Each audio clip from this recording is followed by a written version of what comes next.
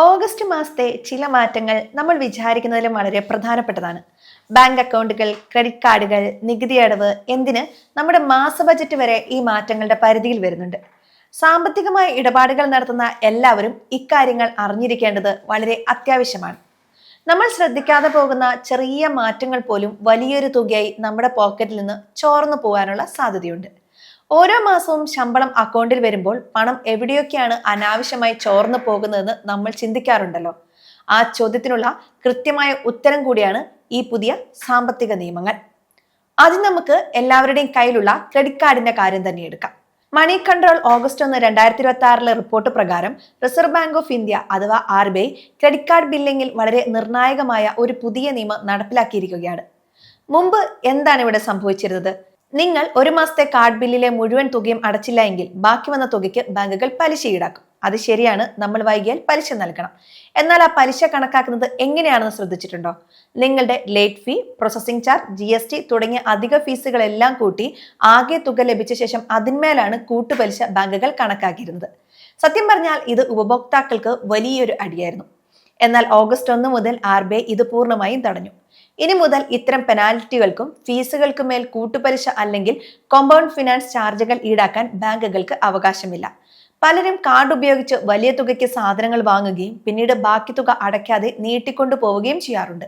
അത്തരം സന്ദർഭങ്ങളിൽ ബാങ്കുകൾ ഈടാക്കിയിരുന്ന രഹസ്യ ചാർജുകൾക്കാണ് ഇപ്പോൾ RBI കൃത്യമായി പൂട്ടുവീഴ്ത്തിയിരിക്കുന്നത്. രണ്ടാമത്തെ കാര്യം, നികുതി കാര്യത്തിൽ നമ്മളിൽ പലരും ഇപ്പോഴും വരുത്തുന്ന വലിയൊരു തെറ്റിദ്ധാരണയുണ്ട്.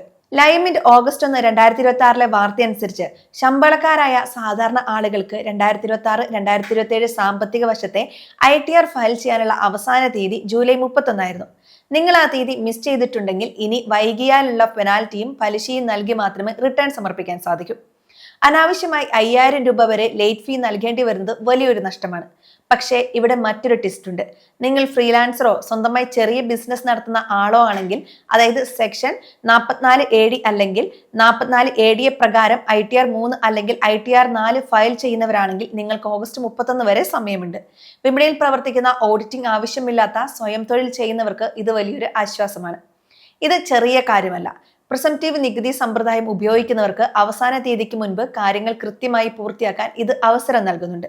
കൃത്യസമയത്ത് നികുതി റിട്ടേൺ ഫയൽ ചെയ്യുന്നത് ഭാവിയിൽ ഒരു ബാങ്ക് വായ്പയ്ക്കോ മറ്റു വലിയ സാമ്പത്തിക കാര്യങ്ങൾക്കോ അപേക്ഷിക്കുമ്പോൾ നിങ്ങളെ സഹായിക്കും.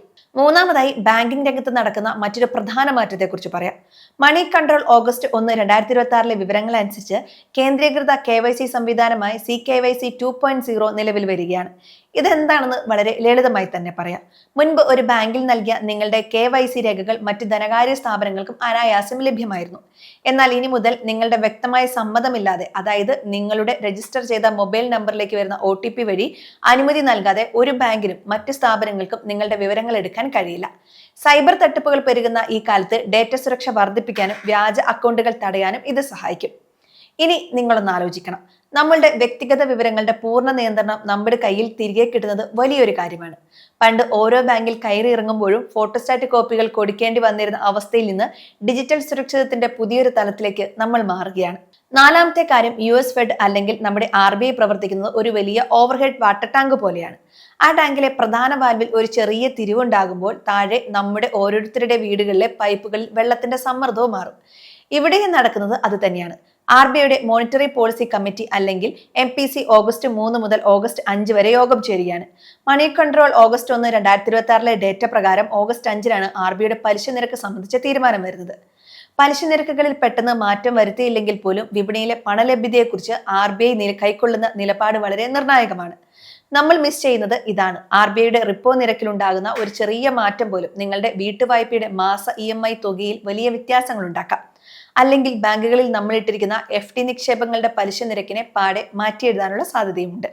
അഞ്ചാമത്തെ കാര്യം, രാജ്യത്തെ എണ്ണ വിപണന കമ്പനികൾ എല്ലാ മാസവും 1-ാം തീയതി ചെയ്യുന്നത് പോലെ ഓഗസ്റ്റ് 1-നും LPG സിലിണ്ടറുകളുടെ വില പരിഷ്കരിച്ചിട്ടുണ്ട് എന്ന് ലൈവ്മിന്റ് റിപ്പോർട്ട് വ്യക്തമാക്കുന്നു. വാണിജ്യ ആവശ്യങ്ങൾക്കുള്ള LPG സിലിണ്ടർ വിലയിൽ ഉണ്ടാകുന്ന വ്യത്യാസങ്ങൾ ഹോട്ടൽ ഭക്ഷണ വിലയെയും മറ്റു ചെറുകിട ബിസിനസ്സുകളുടെ പ്രവർത്തന ചെലവിനെയും നേരിട്ട് സ്വാധീനിക്കും. പുറത്തുനിന്ന് ഭക്ഷണം കഴിക്കുമ്പോൾ ബിൽ തുക കൂടുന്നത് എന്തുകൊണ്ടാണെന്ന് നമ്മൾ ചിന്തിക്കാറുണ്ടല്ലോ.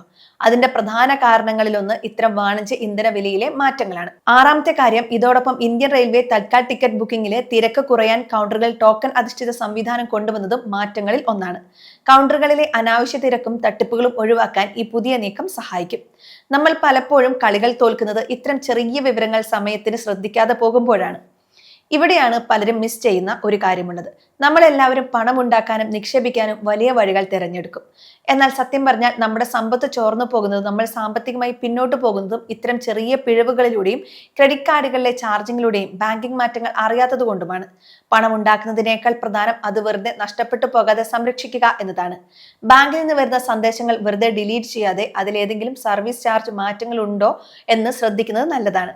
നമ്മൾ ട്രെൻഡ്സ് ചേസ് ചെയ്ത് തന്നെ പുറകെ പോകണം. ഈ ഒരു ചോദ്യം സ്വന്തം മനസ്സിനോട് ചോദിക്കുന്നത് വളരെ നല്ലതായിരിക്കും. ഞാൻ ഇതൊക്കെ മനസ്സിലാക്കുന്നുണ്ടോ എന്ന് എപ്പോഴും ചോദിച്ചുകൊണ്ടേയിരിക്കണം. ഓഗസ്റ്റ് മാസത്തിൽ ഒരു ശരാശരി മലയാളി എന്ന നിലയിൽ നിങ്ങൾ പ്രധാനമായും വാച്ച് ലിസ്റ്റിൽ സൂക്ഷിക്കേണ്ട ചില കാര്യങ്ങളുണ്ട്. ഒന്നാമതായി, നിങ്ങളുടെ ബാങ്കുകളിൽ നിന്നും ക്രെഡിറ്റ് കാർഡ് കമ്പനികളിൽ നിന്നും വരുന്ന എല്ലാ സന്ദേശങ്ങളും ഇമെയിലുകളും ശ്രദ്ധിച്ചു വായിക്കണം. സർവീസ് ചാർജുകളിലോ ഡെബിറ്റ് കാർഡ് ഫീസുകളിലോ എന്തെങ്കിലും മാറ്റങ്ങൾ വരുത്തിയിട്ടുണ്ടോ എന്ന് പരിശോധിക്കണം. രണ്ടാമതായി, ക്രെഡിറ്റ് കാർഡ് ഉപയോഗിക്കുമ്പോൾ മുഴുവൻ തുകയും സമയത്തിന് അടയ്ക്കാൻ ശ്രമിക്കുക. പലിശ കണക്കാക്കുന്ന രീതി മാറിയെങ്കിലും അനാവശ്യ പെനാൽറ്റികൾ ഒഴിവാക്കുന്നത് നല്ലതാണ്.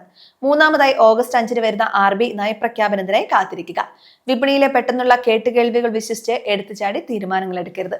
ഏതൊരു സാമ്പത്തിക നീക്കവും നിങ്ങളുടെ കുടുംബത്തിന്റെ സുരക്ഷിതത്തിന് അനുയോജ്യമാണോ എന്ന് പഠിക്കേണ്ടതുണ്ട്. ഏതെങ്കിലും വലിയ നിക്ഷേപങ്ങൾക്കോ ലോണുകൾക്കോ പ്ലാൻ ചെയ്യുന്നുണ്ടെങ്കിൽ അതൊരു സെബി രജിസ്റ്റർഡ് അഡ്വൈസറുമായി ചർച്ച ചെയ്യുന്നത് നല്ലതാണ്. പറഞ്ഞു വരുന്നത് ഇത്രയുമാണ്. സ്വന്തം പോക്കറ്റിൽ നിന്നും അക്കൗണ്ടിൽ നിന്നും ₹1 പോലും അനാവശ്യമായി ചോർന്നു പോകുന്നില്ല എന്ന് ഉറപ്പാക്കാൻ എല്ലാവരും ശ്രമിക്കണം. ഇത്തരം സാമ്പത്തിക അറിവുകളും വിപണിയിലെ പുതിയ വാർത്തകളും ലളിതമായി മനസ്സിലാക്കാൻ ഈ വിഷയങ്ങൾ എപ്പോഴും നിങ്ങളുടെ ശ്രദ്ധയിൽ കൊണ്ടുവരണം. സാമ്പത്തിക സുരക്ഷിതം എന്നത് ഒരൊറ്റ ദിവസം കൊണ്ടുണ്ടാകുന്ന ഒന്നല്ല. ഇത്തരം ചെറിയ കാര്യങ്ങൾ കണ്ടറിഞ്ഞ് പ്രവർത്തിക്കുമ്പോഴാണ് നമ്മൾ നമ്മളെ തന്നെ സംരക്ഷിക്കുന്നത്.